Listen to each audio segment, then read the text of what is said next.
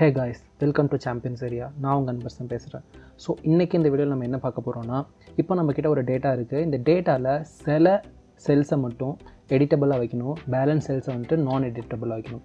எதுக்காக கேட்டிங்கன்னா, இப்போ வேறு யாருக்காச்சும் நீங்கள் ஷேர் பண்ணுறீங்கன்னா அவங்க வந்துட்டு அந்த டேட்டாவில் ஓவர் ரைட் பண்ணிடக்கூடாது.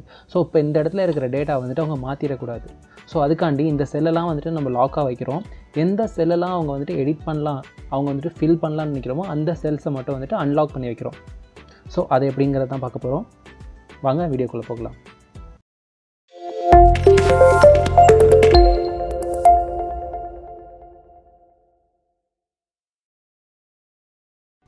ஓகே, இப்போ ஃபஸ்ட்டு நம்ம என்ன பண்ண போகிறோன்னா, பாருங்கள், இப்போ இந்த இடத்துல நான் செலக்ட் பண்ணுற ரேஞ்ச் மட்டும் தான் எனக்கு எடிட்டபிளாக இருக்கணும். மற்ற ரேஞ்ச் வந்துட்டு எனக்கு நான் எடிட்டபிளாக இருக்கும். அதாவது அவங்க இந்த மந்த்தையோ இல்லை வந்துட்டு இங்கே இருக்கிற டைட்டில்ஸையும் வந்துட்டு அவங்க சேஞ்ச் பண்ண நான் விரும்பலை.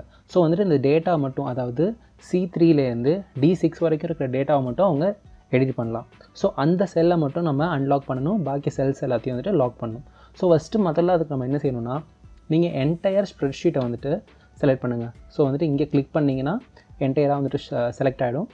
அப்புறமேட்டு நீங்கள் ரைட் கிளிக் பண்ணுங்கள். ரைட் கிளிக் பண்ணிவிட்டு ஃபார்மேட் செல்ஸ் போங்க. இங்கே போனீங்கன்னா ப்ரொடக்ஷன்னு சொல்லிட்டு ஒரு ஆப்ஷன் வரும். அங்கே வந்துட்டு லாக்டுங்கிறது வந்துட்டு செலக்ட் ஆகிருக்கணும். ஓகே, செலக்ட் ஆகலைன்னா செலக்ட் பண்ணிவிட்டு ஜஸ்ட் ஓகே கொடுங்க. கொடுத்துட்டு இப்போ உங்களுக்கு எந்த செல்ஸ் வந்துட்டு எடிட் பண்ணணும், அதாவது அன்லாக் பண்ணணும். இப்போ வந்துட்டு எல்லாமே லாக் ஆகிடுச்சு.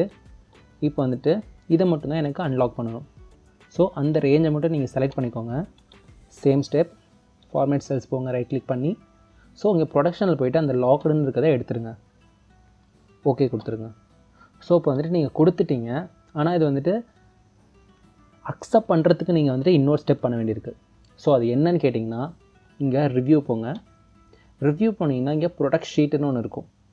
ஸோ அந்த இடத்துல வந்துட்டு நீங்கள் ப்ரொடக்ட் பண்ணால் மட்டும்தான் இப்போ நீங்கள் பண்ணின எல்லாமே வந்துட்டு செல்லும், இல்லைனா வந்துட்டு அது ஒர்க் ஆகாது. ஸோ அங்கே போய்ட்டு நீங்கள் ப்ரொடக்ட் பண்ணுங்கள். ப்ரொடக்ட் பண்ணிவிட்டு இந்த இடத்துல உங்களுக்கு பாஸ்வேர்டு வேணும்னா நீங்கள் பாஸ்வேர்டு கொடுத்துக்கலாம். இப்போ நான் 1 2 3ன்னு பாஸ்வேர்டு கொடுக்குறேன். ஜஸ்ட் ஓகே பண்ணுறேன். ஸோ ரீஎன்டர் கேட்குது. ஸோ 1 2 3 ஓகே முடிஞ்சிருச்சு. இப்போ வந்துட்டு நம்ம என்ன பண்ணணும்னு நினச்சோமோ அது எல்லாத்தையும் பண்ணிட்டோம். இப்போ பாருங்கள், ஜஸ்ட் இந்த இடத்துல நீங்கள் ஏதாச்சும் டைப் பண்ணி பார்க்குறேன். ஸோ வராது. ஸோ ஓகே கொடுங்க. ஸோ ஆனால் இந்த இடத்துல நீங்கள் டைப் பண்ண முடியும். சப்போஸ் நீங்கள் டோட்டல் மாற்றணும்னு நினச்சிங்கன்னா உங்களால் முடியாது. டெலிவர்டு இந்த இடத்துல வந்துட்டு டைட்டில் மாற்றணும்னு நினச்சா முடியாது. பட் நீங்கள் இந்த இடத்துல உங்களால் மாற்றிக்க முடியும். ஓகே, இப்போ வந்துட்டு நம்மளுக்கு என்ன நினச்சோம், இப்போது இங்கே இருக்கிற மொத்த ஷீட்டையும் வந்துட்டு லாக் பண்ணணும். அந்த லாக் பண்ண ஷீட்டில் எதெல்லாம் நம்மளுக்கு தேவை இல்லை, அன்லாக் பண்ணணும்னு நினைக்கிறோமோ அதை மட்டும் ஜஸ்ட் கிளிக் பண்ணி அன்லாக் பண்ணணும். அதுக்கப்புறமா வந்துட்டு ரிவ்யூக்கு போயிட்டு நம்ம ப்ரொடக்ட் பண்ணணும். இப்போ வந்துட்டு இது எல்லாத்தையும் எடுக்கணும், எனக்கு எதுவுமே வேண்டாம் அப்படின்னு நினச்சிங்கன்னா ஜஸ்ட் அங்கே போயிட்டு அன்ப்ரொடக்ட் கொடுத்துருங்க. ஸோ அன்ப்ரொடக்ட் கொடுத்திங்கன்னா நீங்கள் ஆல்ரெடி கொடுத்தா பாஸ்வேர்டு கேட்கும். ஏன்னா வந்துட்டு நீங்கள் ஒருத்தவங்களுக்கு மெயிலில் அனுப்புகிறீங்கன்னா அவங்களும் அதை அன்ப்ரொடக்ட் பண்ண முடியும். ஸோ அதனால தான் நம்ம பாஸ்வேர்டு கொடுத்துக்கணும். இப்போ அந்த பாஸ்வேர்டை கொடுத்தா மட்டும்தான் அது அன்ப்ரொடக்ட் ஆகும். ஸோ ஓகே, அதுக்கப்புறமா நீங்கள் வேணுங்கிறத பண்ணிக்கலாம். இந்த வீடியோ உங்களுக்கு பிடிச்சிருக்குன்னு நினைக்கிறேன். இந்த வீடியோ உங்களுக்கு பிடிச்சிருந்துச்சுன்னா லைக், ஷேர் அண்ட் சப்ஸ்கிரைப் பண்ணிடுங்க. அப்புறம் ஏதாவது பற்றி நீங்கள் தெரிஞ்சுக்கணுன்னு ஆசைப்பட்டீங்கன்னா கமெண்ட் பண்ணுங்கள். கண்டிப்பாக உங்களுக்காண்டி ஒரு வீடியோ பண்ணுவேன். All the best, bye.